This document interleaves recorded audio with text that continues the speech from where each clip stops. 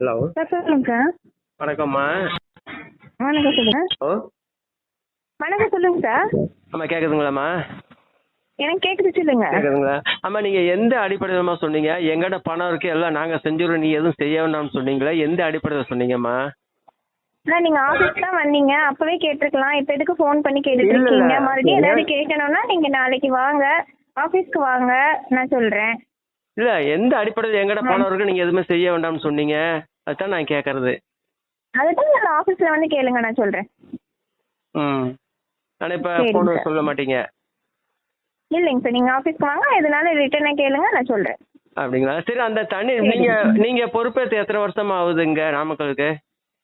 எதுவா இருந்தாலும் நீங்க ஆஃபீஸ்க்கு வாங்க சார், நான் சொல்றேன். ஏம்மா, அப்படி வந்து எங்களுக்கு வரதுக்கான டைம் கிடையாதும்மா, நேரில் பேச வேண்டியது சரி, கிடையாதும்மா. நீங்க தபால் அனுப்புங்க, நீங்க தபால் அனுப்புங்க. அப்படிங்களா? சரி, நான் காலைல நான் ஃபேஸ்புக்கில் ஆமா. போட்டு விட்றேன். நாமக்கல் நீர் சரி. தேக்க தொட்டி என்ன கண்டிப்பாக போடுங்க, என் போடுங்க. பண்ணுங்க, நான் போடுங்க. போட்டுக்கிறேன். சரிங்க போட்டுக்கலாம்ல? சார். போடுங்க சார். சரி. நீங்கள் பொறுப்பேற்று எத்தனை வருஷம் ஆகுது? ஒரு டேங்கை 7 வருஷமா க்ளீன் பண்ணாமல் வச்சுருப்பீங்க. அது மக்கள் குடிச்சு பாதிப்பு வந்து உங்களுக்கு அக்கறை கிடையாது, அப்படித்தானே? அப்படித்தானேம்மா?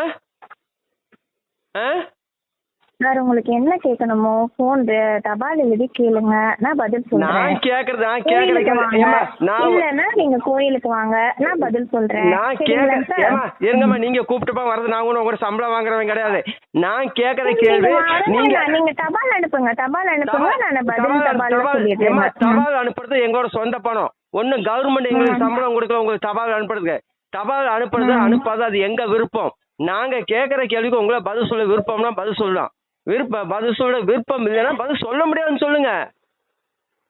அது எதுக்கு நேரில் கூப்பிடுறீங்க? என்ன நேரில் வந்து என்ன ரெஸ்பான்ஸ் கொடுக்குறீங்க? எங்கிட்ட பணம் இருக்குது.